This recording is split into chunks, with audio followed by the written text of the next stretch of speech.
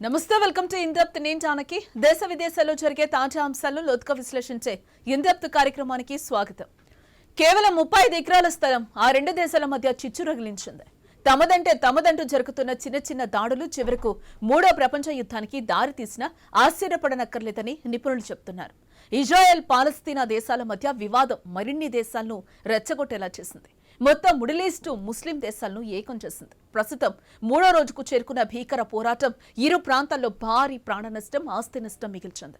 దక్షిణ ఇజ్రాయెల్లోని నగరాలు, పట్టణాల్లోకి చొరబడిన Hamas మిలిటెంట్లకు Israel బలగాలకు మధ్య ఆదివారం భీకర పోరు సాగింది. ఇటు గాజా సిటీపై ఇజ్రాయెల్ యుద్ధ విమానాలు గర్జిస్తున్నాయి, క్షిపణులతో విరుచుకుపడుతున్నాయి. దీంతో ఎటు చూసినా యుద్ధ విమానాలు, రాకెట్ల రణగుణ ధ్వనులు, క్షతగాత్రుల ఆర్తనాదాలు, కుప్పకూలుతున్న భవంతులు, దగ్ధమైపోతున్న వాహనాలు, ప్రాణాలు అరచేతిలో పట్టుకుని పరుగులు తీస్తున్న జనంతో గాజా నగరం, ఇజ్రాయెల్ సరిహద్దు పట్టణాల్లో భయానక వాతావరణం కనిపిస్తోంది.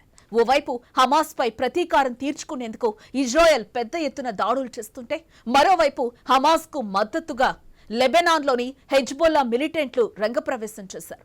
ఉత్తర ఇజ్రాయెల్లోని సైనిక స్థావరాలపై రాకెట్ల వర్షం కురిపించారు. దీంతో ఈ ఘర్షణ మరింతగా విస్తరించొచ్చన్న ఆందోళనలు మొదలయ్యాయి. హమాస్ మిలిటెంట్ల చెరలో ఉన్న ఇజ్రాయేలీల పరిస్థితి హృదయ విదారకరంగా ఉంది. వారి పట్ల హమాస్ అత్యంత కర్కశంగా వ్యవహరిస్తున్న దృశ్యాలు, వీడియోలు సామాజిక మాధ్యమాల్లో వైరల్ అవుతున్నాయి. శనివారం హమాస్ ఉగ్ర సంస్థ జరిపిన దాడితో ఇజ్రాయెల్లో మరణించిన వారి సంఖ్య 600 దాటింది. 2000 మందికి పైగా గాయపడ్డారు. మరణించిన వారిలో 44 మంది సైనికులున్నారు. క్షతగాత్రుల్లో చాలా మంది పరిస్థితి విషమంగా ఉంది. మృతుల సంఖ్య ఇంకా పెరిగే అవకాశం కనిపిస్తోంది.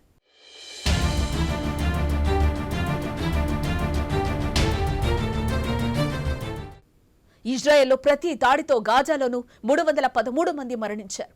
2000 మందికి గాయాలయ్యాయి. దీంతో ఇరువైపులా మరణాల సంఖ్య 900 దాటింది. పాలస్తీనాకు చెందిన సీనియర్ రాజకీయ నేత నిజార్ అవదల్లా తనయుడు దాడుల్లో చనిపోయాడని హమాస్ ప్రకటించింది. శనివారం తెల్లవారుజామున హమాస్ భూతలం, వాయు మార్గం, సముద్ర మార్గాల్లో ఇజ్రాయెల్పై ముప్పేట దాడికి తెగపడింది. హమాస్ మిలిటెంట్లు ప్రవేశించిన ఇజ్రాయెల్ నగరాలు, పట్టణాల్లో పరిస్థితి భీతావహంగా మారింది.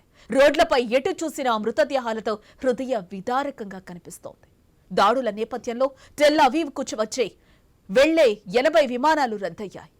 వీటిలో భారత్, అమెరికా, జర్మనీతో పాటు పలు దేశాల విమానాలున్నాయి. తాజాగా హమాస్ మిలిటెంట్లతో ఇజ్రాయెల్ సైనికులు పోరాడుతూనే ఉన్నారు. దక్షిణ ప్రాంతంలోని చాలా ప్రాంతాలను తిరిగి తమ ఆధీనంలోకి తీసుకున్నామని ఇజ్రాయెల్ సైన్యం ప్రకటించింది. అయితే గాజా సరిహద్దుకు సమీపంలోని బీరీ, స్టెరాతులతో పాటు మరికొన్ని చోట్ల పోరు కొనసాగుతూనే ఉంది. దాదాపు 400 మంది హమాస్ మిలిటెంట్లను సైన్యం హతమార్చినట్లు ఇజ్రాయెల్ అధికారి ఒకరు తెలిపారు. డజన్ల కొద్దీ మిలిటెంట్లను బందీలుగా పట్టుకున్నట్లుగా చెప్పారు. గాజా నుంచి హమాస్ ఆదివారం మరిన్ని రాకెట్లను ప్రయోగించింది. ఇజ్రాయెల్లోని ఆష్కెలాన్ ఆసుపత్రిపై ఒక రాకెట్ పడింది. ఆసుపత్రి ధ్వంసమైపోయింది. ఆదివారం హెజ్బొల్లా గ్రూప్ డజన్ల కొద్ది రాకెట్లు, మోటార్ షెల్స్ ను ఇజ్రాయెల్ సైనిక స్థావరాలపై ప్రయోగించింది. ఈ స్థావరాలు ఇజ్రాయెల్ ఆధీనంలోని గోలన్ హైట్స్ వద్ద ఉన్నాయి. పాలస్తీనా పోరాటానికి సంఘీభావంగా భారీ సంఖ్యలో రాకెట్లు, షెల్స్ ను ఉపయోగించినట్లుగా హెజ్బొల్లా ప్రకటించింది. హెజ్బొల్లా దాడులను ఇజ్రాయెల్ దళాలు తిప్పికొట్టాయి. ఈ దాడుల్లో ఎంతమంది మృతి చెందారో తెలియలేదు. మరోవైపు ఇరాన్ హమాస్ దాడిని ఆత్మరక్షణ చర్యగా అభివర్ణించింది. అణచివేతకు గురైన పాలస్తీనా ప్రజల తిరుగుబాటుగా పేర్కొంది.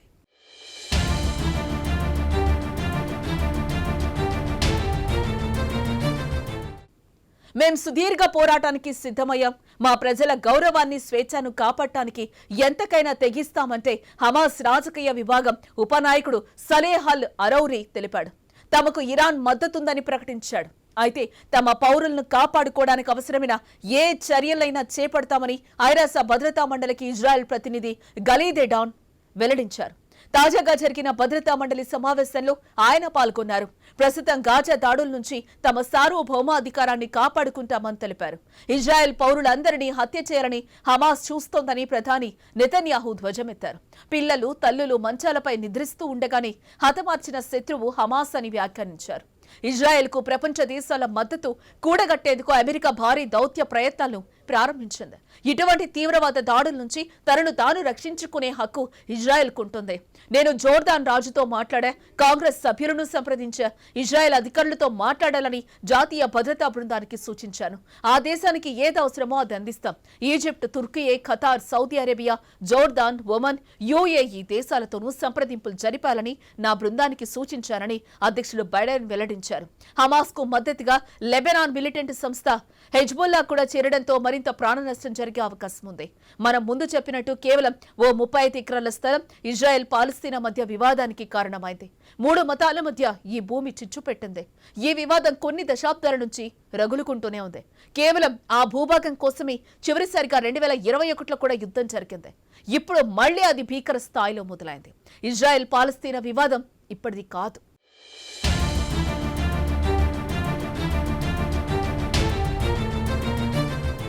ఈ వివాదానికి 100 ఏళ్లకు పైగా చరిత్ర ఉంది. మొదటి ప్రపంచ యుద్ధంలో ఒట్టమన్ సామ్రాజ్యం ఓడిపోయిన తర్వాత పాలస్తీనా అని పిలువబడే భూభాగాన్ని బ్రిటన్ స్వాధీనం చేసుకుంది. అప్పట్లో ఇజ్రాయెల్ అనే దేశమే లేదు. ఇజ్రాయెల్ నుండి వెస్ట్ బ్యాంక్ వరకు ఉన్న ప్రాంతాన్ని పాలస్తీనా భూభాగం అని పిలిచేవారు. ఆ ప్రాంతంలో అరబ్బులు అధిక శాతంలోనూ, యూదులు కొద్ది మంది మాత్రమే ఉండేవారు. అయితే పాలస్తీనా స్థానిక ప్రజలు మాత్రం తమ భూభాగంలో నివసిస్తున్న అరబ్బులు, యూదులు బయట నుంచి వచ్చిన వ్యక్తులని చెప్తారు. బయట వాళ్లు తమ భూభాగానికి వచ్చారన్న అసంతృప్తి అప్పట్లో స్థానిక ప్రజల్లో ఉండేదని సమాచారం. యూదుల కోసం పాలస్తీనాను జాతీయ నివాసంగా ఏర్పాటు చేయాలని బ్రిటన్ని అంతర్జాతీయ సమాజం కోరింది. ఇదే పాలస్తీనియన్లు యూదుల మధ్య వివాదానికి బీజం వేసింది. ఓవైపు ఇది తమ పూర్వీకుల ఇల్లు అని యూదులు విశ్వసించేవారు. ఆ ప్రాంతంపై తమకే హక్కుందని దశాబ్దాల తరబడి వాదిస్తున్నారు. మరోవైపు పాలస్తీనియన్ అరబ్బులు కూడా ఇది తమ మాతృభూమి అని, పాలస్తీనా అనే పేరుతో ఒక కొత్త దేశం సృష్టించాలని కూడా అనుకున్నారు. యూదుల కోసం ప్రత్యేక రాజ్యం ఏర్పాటు చేయాలని బ్రిటన్ ఎత్తుగడను ఈ పాలస్తీనియన్ అరబ్బులు తీవ్రంగా వ్యతిరేకించేవారు. ఈ విధంగా పాలస్తీనా ఇజ్రాయెల్ వివాదం మొదలైంది. వివాదానికి చెక్ పెట్టేందుకు గాను 1947లో ఐక్యరాజ్య సమితి ఒక ప్రతిపాదన చేసింది. పాలస్తీనాను 2గా విభజించి యూదులకు, అరబ్బులకు పంచివ్వాలని, జెరూసలేంను అంతర్జాతీయ నగరంగా ప్రకటించాలని యుఎన్ సిఫారసు చేసింది. ఈ ప్రతిపాదనకు యూదులు అంగీకారం తెలిపారు, కానీ అరబ్బులు మాత్రం వ్యతిరేకించారు. తద్వారా ఆ ప్రతిపాదన ఎప్పుడూ అమలు కాలేదు. ఈ సమస్యను బ్రిటన్ సైతం పరిష్కరించలేక అక్కడి నుంచి వెళ్లిపోయింది. 1948లో బ్రిటన్లు వెళ్లిపోయాక యూదులు ఇజ్రాయెల్ దేశాన్ని సృష్టిస్తున్నట్లుగా ప్రకటించారు. ఈ నిర్ణయాన్ని అనేక మంది పాలస్తీనియన్లు వ్యతిరేకించడంతో ఇరుపక్షాల మధ్య యుద్ధం అనివార్యమైంది.